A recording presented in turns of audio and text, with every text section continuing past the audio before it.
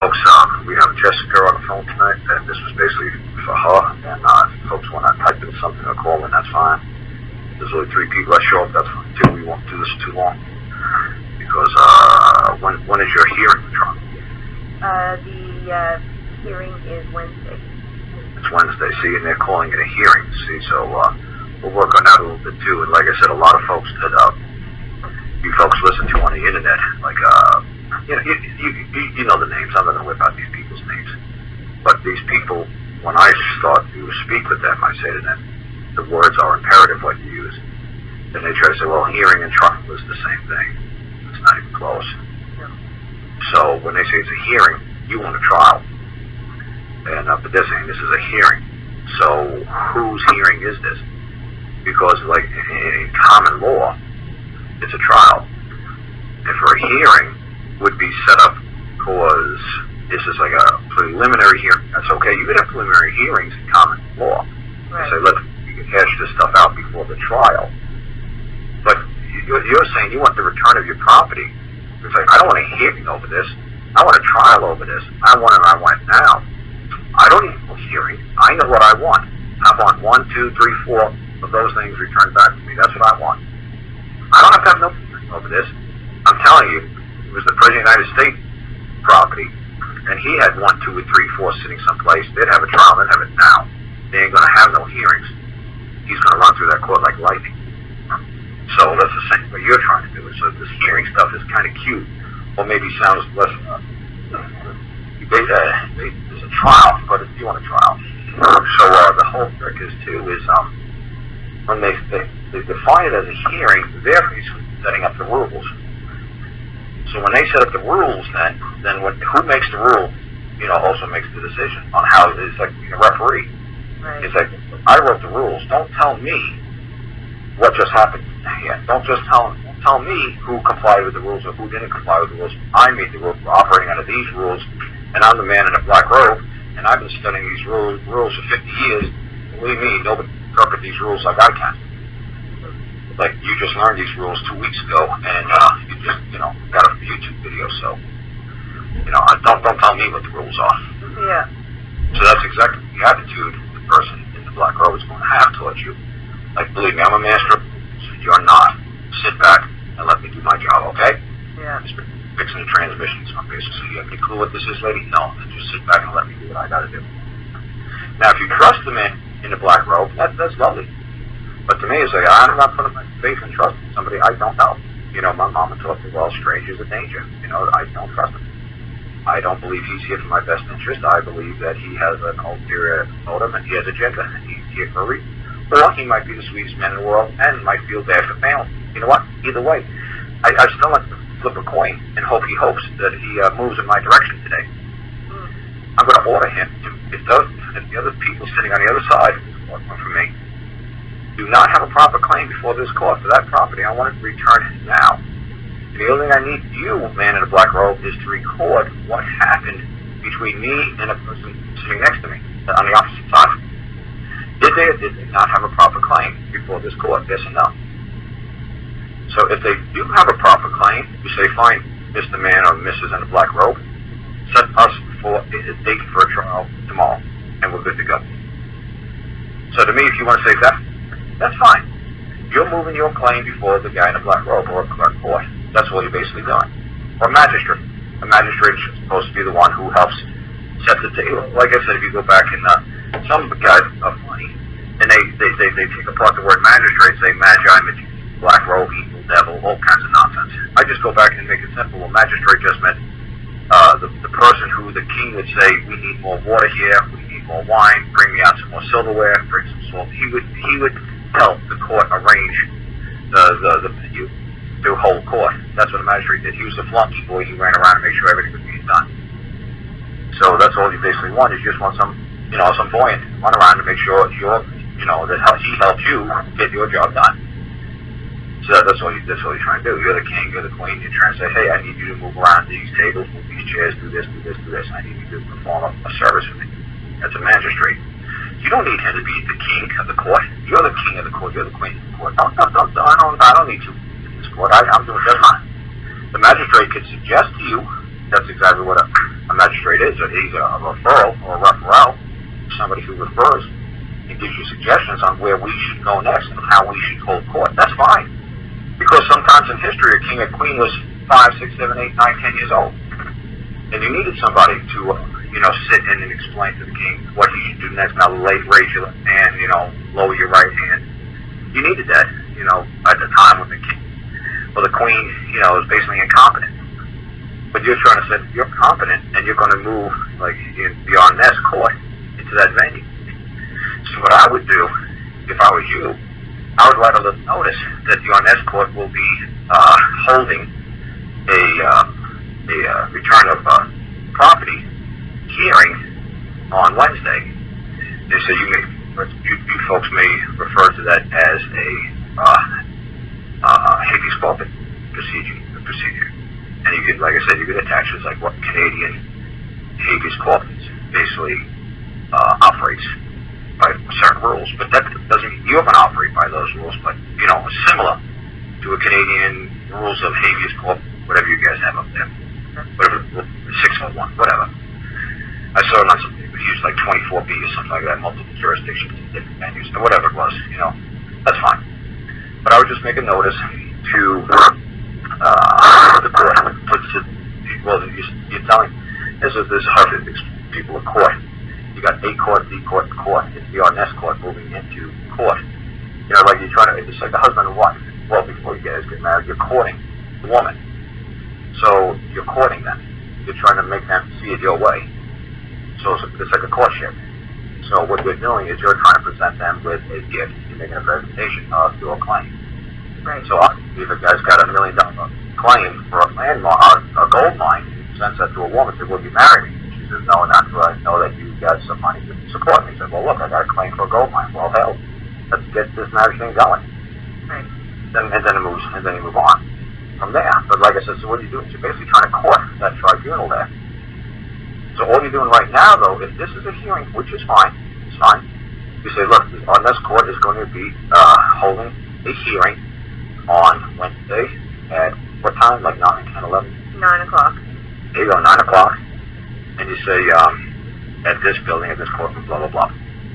Say, you just lay out the rules. Say, at this time, this hearing is going to be all offers or counter offers, all claims to property 1, 2, 3, and 4 are to be tendered to court at this time because you're the court. Or you could say, oh, that's what makes them really upset. You say, to be tendered to said, S-A-I-D, said court. So that's where you don't have to keep saying on S court. You say said court. Say all offers for any interest or claim in property 1, 2, 3, 4 is to be tendered and delivered upon, said court. On that date, we will accept claims from 9 a.m. till 10 a.m. When all claims have been properly delivered, we will set a trial date a week from today, and we'll have the trial by jury, which the claims will be presented to the jury. The final determination of all claims. Say if no claims come forward by 10 o'clock a.m., the magistrate will record through the clerk's office that no claim has came before court and that the property is to be returned to the Arnest Court at 10:01 a.m. And then once that's it. Make it something just that simple. Thank God I don't have to see this one. Say, thank God I don't have to repeat this a million times if 100 people do this. So now you understand why. It only took me 10 minutes to tell you what to do, and it's only going to take 3 or 4 sentences to do it. But now you understand. So just wait a couple hours and let me get a little thing going, and from now on, people who see it says court decorum. What does call mean, court decorum? Well, you don't know what decorum means. Well, that's fine. Just listen to Karl's thing, and you'll figure it out. That's right. So then the only other thing that you could do is you give a notice. You make a separate notice now. Now you make a separate notice, court decorum. Notice of court decorum.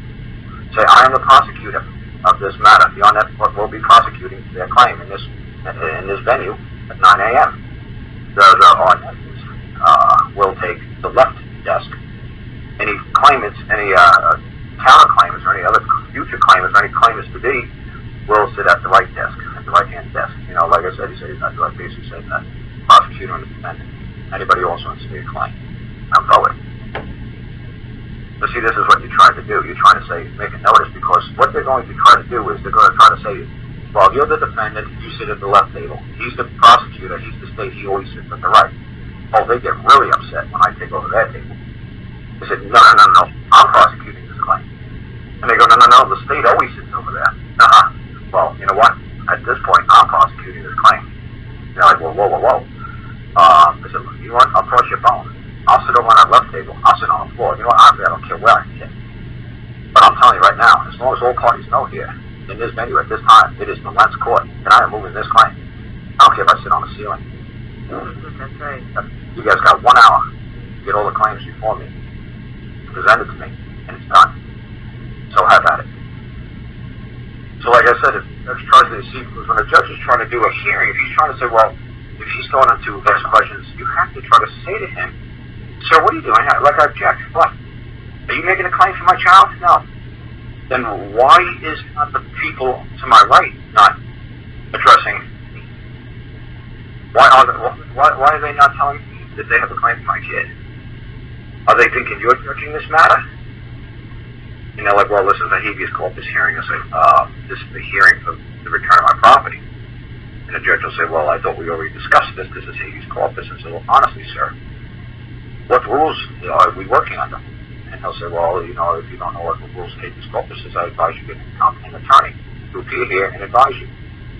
That's what he's going to do to you. Right. So even though he might have been nice and sweet as pie before this hearing, once he gets before it, he's going to turn into a tiger. Yeah. So like I'm trying to tell you folks, you have to get the rules of the court. The honest court is making more claims.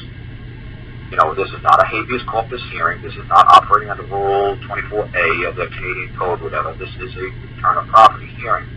Today we accept all claims to the property or vested interest in the property. Any interest in the property or any claims to the property, let it be brought forth now forever hold the peace.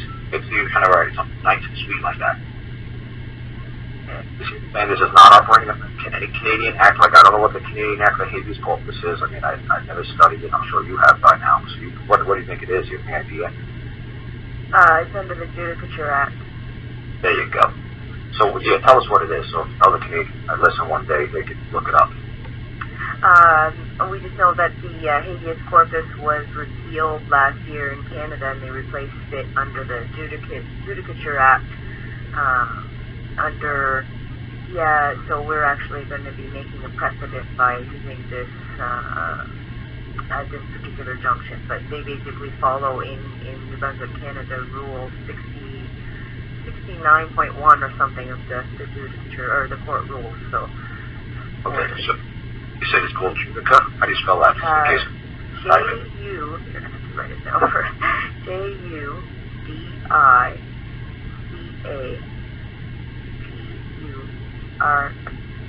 Judicature Act. All right. That's good, because I was having a hard time understanding. That's the last 4 letters I couldn't understand. So G-U-R-E, I couldn't understand what you're saying. So you kind of losing me as well. So if you were losing me, I know other folks will probably say, what did she say? And they get repeated again. So like I said, it's pretty simple what's going on. And the whole thing is you have to give the court notice of the rules in which you're moving under.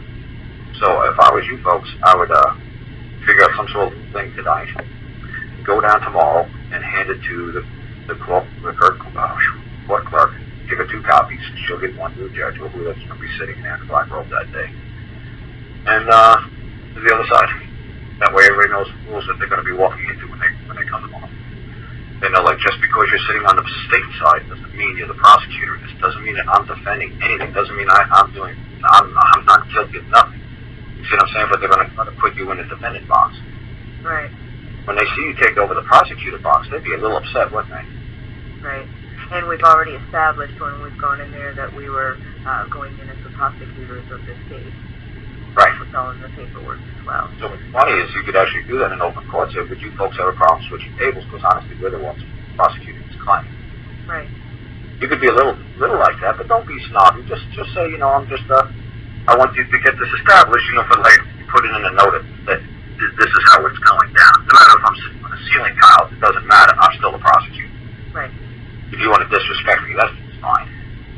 You know, but let the fact be known that I am the prosecutor of this claim. And no matter where I'm sitting, don't think for 1 second that I the rules and the procedure in which this court is moving. That's the whole thing. And essentially we want to say as little as possible when we're in the courtroom as well. Just let our claim speak for itself. Your claim speaks for itself, your order speaks for itself, and your notices speak for themselves. So you're given a notice, so if somebody says something, he was like, didn't you get the notice we gave to court yesterday? Gave to your court lady yesterday? Like, yeah, didn't you get a copy of the notice yet? What are you folks doing? It's like, well, they're presenting their claim to me, and I'm going to determine their claim. It's like, no, they make their statements and claims to me. Do they have it in writing? What are they going to present to me?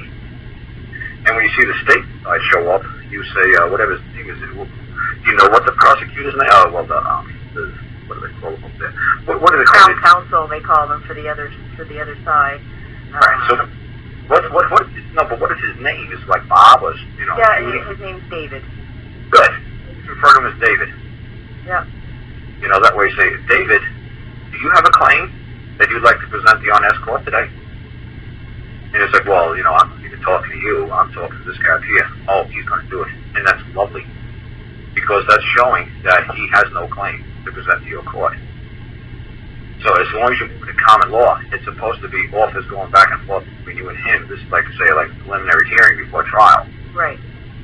So it's like, oh, look, it's prima facie evidence that you have no claim to present to the honest court today. Is that true? Well, I don't. Well, there you go. Then you say the magistrate, you say to them and say, well, we'll give them another 55 minutes for anybody else to appear and make their claim for property 1, 2, 3, and 4. You people like to refer to them as children. That's your beliefs. That's fine. But that's not their beliefs. They maintain a position. See, when you ever act in the two-dimensional world, you maintain a position. When you're a man, you have a belief. Right. If you want to trick, what do you say the counsel's name was? Bob? David. Yeah. You want to trick David, you say you have to be believed. Ho. That keeps me from the law. If you say, do you maintain that position, David? Well, then you're saying, well, you recognize the attorney for the state, or whatever you folks call him up there. What does he represent? He represents the Crown, so he's the Crown Counsel.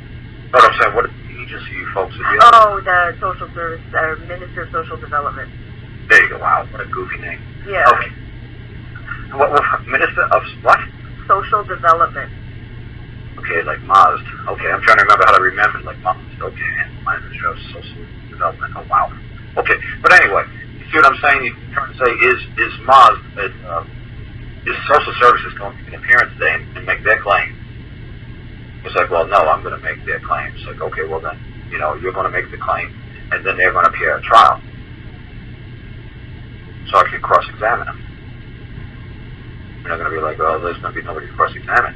Well, then, are you trying to just, commit marriage here? Or are you trying to interfere with justice? The process of justice here? Are you making a false claim? Then he's going to be like, because if nobody's going to be able to come forth and testify and hold down the nation that what they say is true, how do you propose or what would be the purpose of having a trial in a week from now? What would be the reason? Will your client appear or won't the client appear? See, and that's the whole thing with common law. They have to appear to make their claim. Like I said to you the other day, I said, can you imagine if somebody just dropped a couple of babies, 4 babies off my front door? I said, what's that? Oh, your attorney for you? Yeah, I remember I had an attorney a couple of years back. Well, he made a claim on your behalf, and he said you wanted kids because your kids were taken, so he realized there were some kids available, so he made a claim to the court, and he said, did you want some kids or some kids for you? Are you kidding me? Wouldn't it think it would have been a good idea before anybody made this decision to have the person who's actually going to be liable and responsible for these children to appear and say they want them? See what I'm saying? An attorney can't do it. An attorney is limited, like you have no idea. Certain things what they can and cannot say. That's one thing they definitely cannot say. That the property is to be transferred over to another without that person, being there. It's like, how do you figure that person really wants that? 300 elephants in their backyard. Well, he's got a pretty good sized backyard. He can hold 300 elephants. It's like, before we deliver these elephants to this person, don't you think it would be a good idea for him to, make his wishes funny? That it's true. And like I said too, then if we want to talk about corporate calm, what I say is like what I always do to get around this silly nonsense of just appearing arrogant and like not standing or sitting when judge walks in, judge walks out, all this other nonsense. What I do, and I've been to court plenty of times like that, is judge walks in, I realize that from the started, they say all rise, and then what's funny, I go on the floor and I start tying my shoelaces. That was a trick I was taught, like when I was a Teamster. They said safety check. I was like, what do you mean safety check? They said everything's on right yet. They said it's a work slowdown. Nobody on this dock's going to work. Everybody stops working until we get whatever resolved with management. Like, so what do we do? They said just keep tying your shoelaces, keep untying them. Just do it until we tell you this is not to stop doing it. It's just a way of like disrespecting them without disrespecting them. Like, right. I don't really understand. What is he doing by tying his shoelace? Oh, it's a safety check. Check your shoes. Well, safety first. If we fall down, you're going to pay workman's comp. You don't want to do that. So, it's better safe than sorry. That's right. You'd be like a wise guy. But not a wise guy. Not right in their face. It's like, oh, what are you doing? They said, all right. And you went down to the ground. Oh, I dropped a pen or pencil. Oh, I realized my shoes are untied. I'm sorry. Are we ready to go? You'd be a clown. I mean, I guess it's from being alive for so long, you learn all these things how to be a clown. Yeah. Without directly insulting them, like you were saying to me earlier. Well, tell me how you used to do it. You used to say you didn't stand up in court, you didn't do that. Yeah, basically we would go in before everyone else. The courtroom was empty. We would get up to the first seat where they had the mic, and we would sit there, stand there and wait, and we would just stand the whole time. So when the judge would be prepared to come in and they'd say, all rise, well, everyone else would end up rising, but we're already risen, we're already standing. And then when the judge seats himself and they say, okay, everyone please be seated, well, everyone else would sit down, but we would remain standing. Right. Well, you see, like I said, my little trick is like if I was standing the whole time and say, all rise, I go down. And they say, what are you doing? Oh, my shoelace, safety first. We don't want to do this courthouse by me tripping on the floor, because this floor's slippery or something. I figure safety first. That's right. And when the judge would ask us to sit down and like that, take a seat or sit down, be like, no, thank you. We prefer to, we're afraid. We'd rather not do that. We prefer to stand to settle this matter, and that's it. But thank you. I'm a late, really bad grandpa. Or just find them goofy. That's what you can do. Find them some goofy. Yeah, we could use that for when he tries to get us to come to the bench. Why don't I come over here? Oh, well, my leg really hurts. I got a cramp in there. I wouldn't want to trip and fall on my way. Or you could do it like this. Like you have a medical malady. You could say, find some goofy. Say I have angina in my left rupicle or whatever, torso or whatever. Just make up some crazy stuff. But like I said, this is just for laughs to somebody who's listening to something else other than specifically your case. But in your case specifically, make sure that you have the rules of court in, because I guarantee you did not establish the rules of court. Yeah. So that's what's funny. I kind of like doing the style of the last minute fire drill, and we're all running around like maniacs trying to get your case through. Yeah. It's a lot more fun to have 3 or 4 months to take it slow, but it's fun, being pressured to say, oh, does anybody have a good idea? What should you do next? That's right. So it's kind of fun in one breath and kind of beyond nerve-wracking in the other. Yeah, it makes the scales go back and forth in the balance, doesn't it? It's like I said, I've been hundreds of times, so it's easy for me to play these silly little games with these people, and they don't realize what I'm doing. And then when they say something, I'm like, do you ever see me sit at any time? And they're like, no. I said, I've always held my standing in common law, haven't I? I said, there's a man. I speak folks as a man. I'm a man. I always referred to you as Bob or Sue. I never referred to you by your colorful clothing, your colorful acts of being a judge. Yeah. I've always told you, under full liability, as acting as a man at full time, making a claim or trying to hurt me, you're trying to hurt another man. So you have to realize that this David man, this counsel, is just another man trying to hurt you. He knows full good and well that those children are yours. And there's no doubt in his mind that he would not like somebody to do it to him, what he's trying to do to you. Yeah. Regardless what this piece of paper says, that he has the right to hurt you, he knows in his heart what he's doing is wrong. Now, he can convince himself in his mind that it's just lovely and wonderful what he's doing to you, but deep down, he's still a man, and he still can't hurt you. It's a universal belief that one man can't hurt another man. I don't care what the piece of paper says. I don't care what that man in the black robe tells you what to do. I don't care what your minister of social, whatever you call those examples. Social development. Right, whatever their agenda is today, because tomorrow they're going to change their agenda, and their rules are going to be 180 degrees opposite, and then everything that you did today is going to be deemed wrong. Right. So you've been doing all wrong all these years. Well, now they came up with a new proposal. Now they're going to switch the code around, and now everything you did in the past is not. No, I only operate one place since the day I was born. I either do it. Either I'm doing something. It's either good or it's bad. And you feel that little bit inside of you that you know what you're doing right or wrong. That's right. And I don't care how he convinces himself what he's doing right or wrong. So you got to understand, these people have no problem keeping your kids away from you for the rest of their lives. So, but you don't look at them like, I hate you.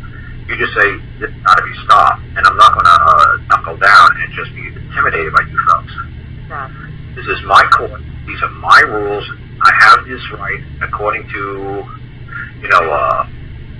natural law. You don't have to use God, the supreme being. You have a natural right. You have rights to control your property.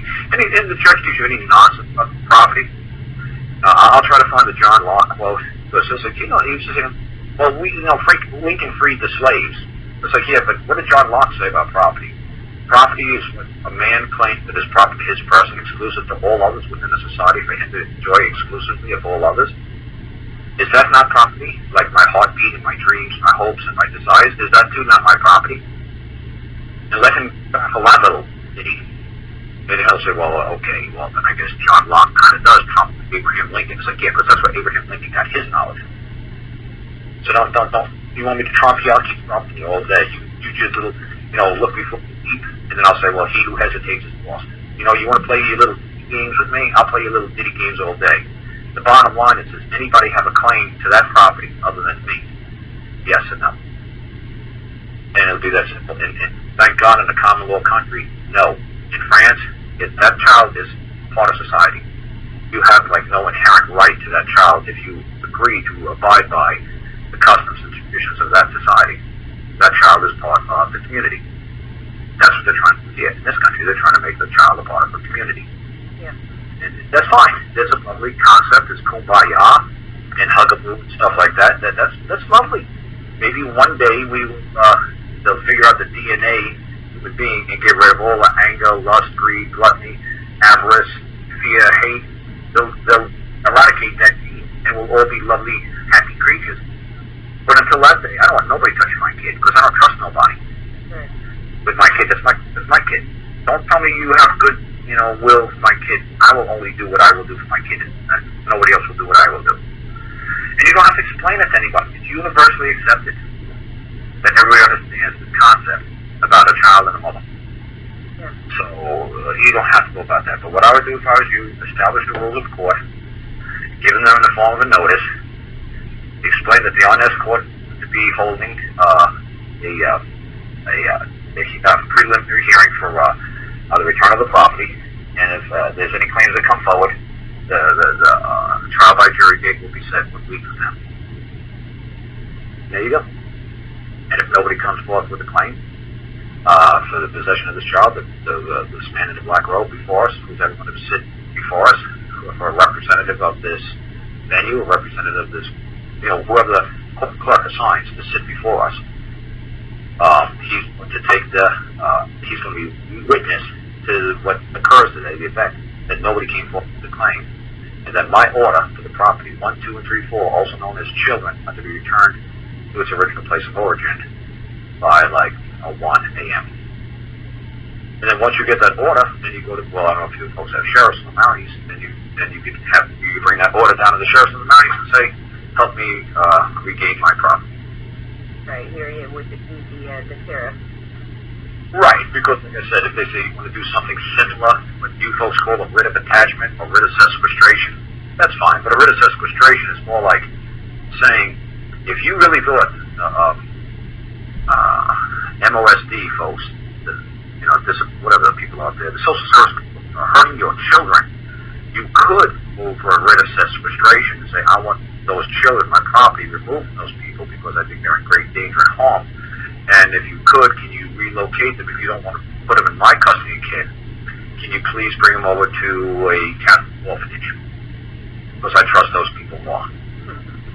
You see what I'm saying? That's a writ of sequestration. I'm not saying you're doing this for you. I'm just making this available for ideas of other people to use in the future. This isn't for you alone. I'm just saying, throwing it out there for people who might listen to this stuff. That's right. Like, what different options are that are out there that are available. Right. If you feel fear that the social service people who are holding your children in certain provinces and states are actually placing with a maniac family, or do you say, well, we gave services a hard time, so they're going to pick the worst foster care family for my children, and so my children get beat up because we won't just knuckle on that and sign damn contracts. You make a motion to the court to do a law. We'll explain motions and orders. Some other time you order the court that you want your child moved from that place and placed someplace else. And we'll do that some other time. Somebody wants to talk about a writ of attachments or writ of sequestrations. We'll do that some other time. But your big thing was when you walk into court, how you act, set up the rules, say why I'm sitting on the left, because it's custom to you people so you don't freak out. The guys taking over the right-hand table with them, we will sit at the left-hand table. But at no time do you think that I'm not prosecuting that property is mine. And regardless of where I'm seated, the fact remains, if a claim doesn't come forth before this court by 10 a.m., the clerk, the magistrate is to recognize and witness to the court clerk that she is to stamp our orders and to deliver upon us. And then you can do whatever you want with that order. You can go down to the sheriff's department and say, well, I got an order. The sheriff says, well, you know what, we like writ of attachment. So why don't you go get us a writ of attachment, or like a warrant in debt, go get a warrant for us, and we'll go get it. And then I'll explain to you a little bit about bonds and stuff like that. Yeah. Right now, you don't really need to know all that stuff. So this was just basically how to act when you walk into the court, and how to just kind of try to get away from all that crazy. Should we stand up? Should we rise? Should we speak? Should we not speak? And like I said, the best thing to do is you give them the rules. As long as you give them the rules prior to being there, everybody knows what's going on. It's like, sir, did you not read rule number 2? What? If anybody's making a claim, they could bring the claim forward to me. Well, they could hand their claim to the bailiff, and the bailiff could hand you a copy, and the bailiff could hand me a copy. Why am I not getting a copy of the claim? I'm going to be the one who's going to judge whether or not we're going to share this property. And if I choose not to share this property, or the proposal that they're throwing across the table at me, I'm going to say, you know what, we've reached an impasse, and now we have a matter of controversy that is going to be standing for all times, again, between us. So we are going to have to move to before trial by jury. And does everybody have a problem with us being here next week, same time, getting the jury convened, and let the show get on the road? Anybody have an objection to that? Because, like I said, court's open 24 hours, 7 days a week. You can hold trial by jury at 3 o'clock in the morning. There's really nothing they can do about it. I did that with you. Obviously, oh, Karl, please, let's be reasonable about this. He says, can we convene in 14 days? I said, well, let me tell you what. How about we do it in 30 days? He said, 30 days? He said, court is open 24/7, 365. I said to the judge, if I call you up at 1 o'clock in the morning, what happens? He says, I'm supposed to call the state's supposed to convene, we're supposed to come down here and hold trial. I said, that's right. He said, Karl, please, can you be reasonable about this?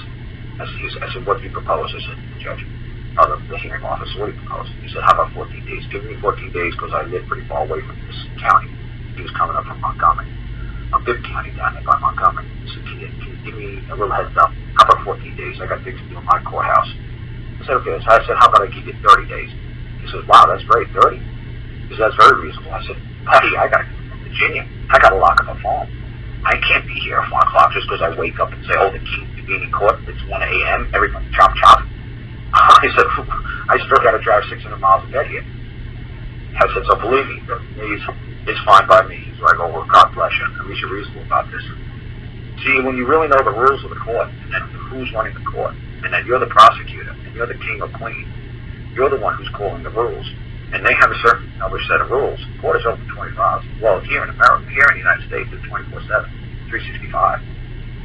So I don't know what it is in Canada, but the rules that are well established, you can find in every single constitution or every single code book in all these states. It always says the same thing. Courts are never closed. So they might just, simple word like that, courts are never closed. That doesn't, when you say, well, the door closes at 5 o'clock, you could always go to the sheriff's department. He'll ring up a magistrate. The magistrate will come down, and you'll keep the court in front of the magistrate. He's a witness before the claim at 2 o'clock in the morning. Whether you're filing a criminal complaint that somebody broke into your husband busted your nose, the magistrate will wake up and come down and take your claim. The sheriff will go with your husband at 2:05, and there you go. Yeah. And when the clerk of the court opens up for business 9 o'clock, the magistrate will just hand you the paperwork. Say, this is what happened last night while you were sleeping. File it. Put it, give it a case number, routing number, whatever you wish to do. Court clerk. I'm going back to bed. So, is there any other questions you really had about Wednesday? No, I think that really helps kind of clarify the process. So, what would we title our notice that we're sending to outline the rules that we're Notice. Just a notice, okay. Or lowercase. Notice. And underneath this, say notice, and then say our notice, and then underneath it, you can do I like to do it. Rules of court. You can make rules with an uppercase R and court with an uppercase C, because what you're saying is, by doing one uppercase like that, you're saying you believe court has duties, responsibilities, and obligations. You're saying the court has no rights. But what you're saying is the court has duties, obligations, and responsibilities.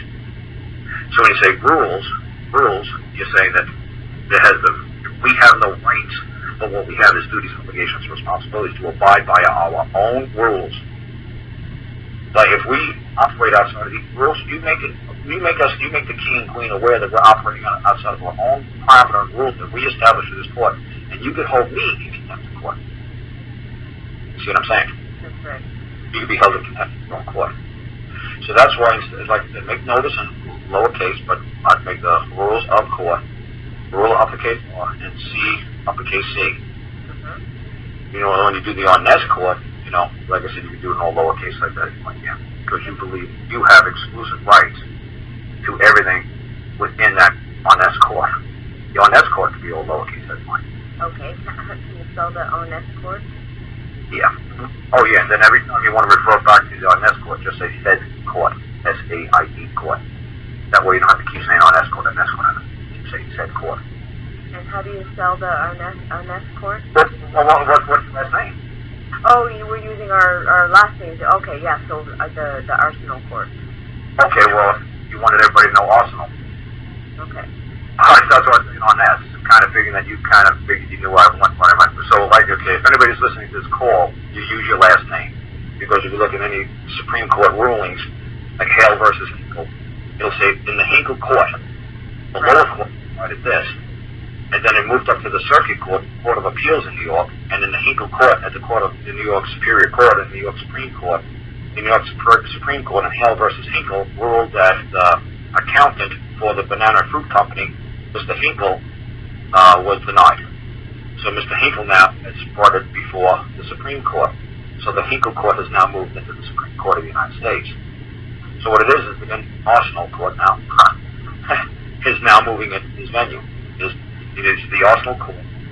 So what you folks will call the Arsenal Court, and then you can put the word at, and then say what court are you actually competing, like the New Brunswick District Court?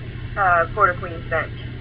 Okay, is that all it's called? Is it called the New Brunswick Court of Queen's Bench? We actually called it the St. Jonathan Court. Okay.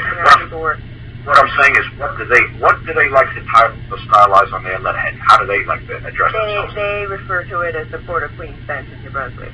There you go. Beautiful. So you say it's the Arsenal Court at the Court of the Queen's Bench of New Brunswick. Exactly the way they stylize it, uppercase, lowercase, however they like to do it that way. Because it's just a cost at this point. Because you basically, everybody knows where this building is. So instead of being confused, you're saying, does everybody know the name of this? And they say, yes, okay, fine. Then the Arsenal Court at Queen's Bench, blah, blah, blah, blah, blah, blah, blah, blah, blah. We'll have a hearing, blah, blah, blah. There you go. And, yeah, so I think, so basically we're outlining our rules of court, you know, we're the prosecutors, we need the minister to come forward to press for a claim on the record, if he has one. You leave it vague. You don't say you don't you say we're accepting any and all claims. You don't really use prosecutor, because prosecutor means just a hunter. You know you're a hunter. So it's like the hunt for deer or something like that. I don't have to say Karl the hunter. You see what I'm saying? Mm-hmm.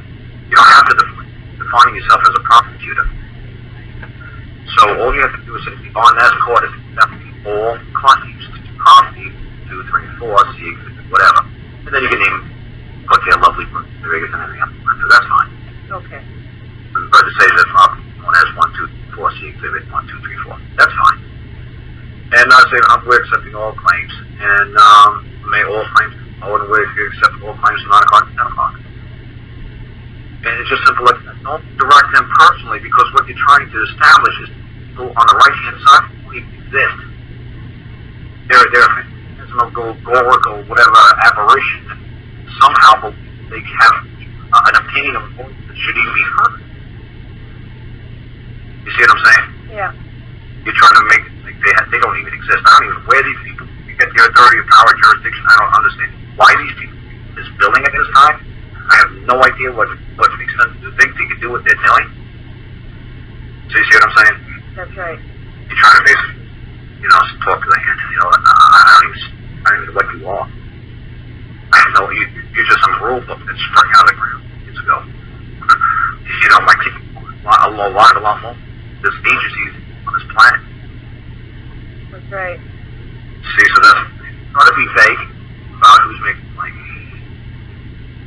You see what I'm saying? So we're basically, our rules of court, when we lay them out in the notice, we're accepting all claims from, say 9 till 10. And, if nobody brings forth any claims by 10 o'clock, then we want the judge to basically record that the other party didn't show up, nobody pressed a claim against for their kids. Instead of saying, say, the representative of the court clerk's office, he's going to be a representative of the court clerk. Who's ever been assigned court's office is the witness that no claims have come forth. And he or she to take their witness and take my order and present it to the court clerk and have the court clerk file it and return it to me as a witness that no claim has come forth. There you go. You want to get looking at him like this isn't American Idol. He's not here. Right. And if the magistrate, the guy in the black robe, says, "No, ma'am, I'm sorry, but the MSF Social Services did bring forth a claim. We can't bring this to the court. We can't have what a stamp at this time." It's like, good. Then you read the rule. If you believe, if the assigned person, the court clerk's office, at this time believes that there is before this court a counterclaim to our claim, then we want our jury set up as soon as it's available in this venue to seat it. And we say we'll come midnight. We don't. And don't care what time it is.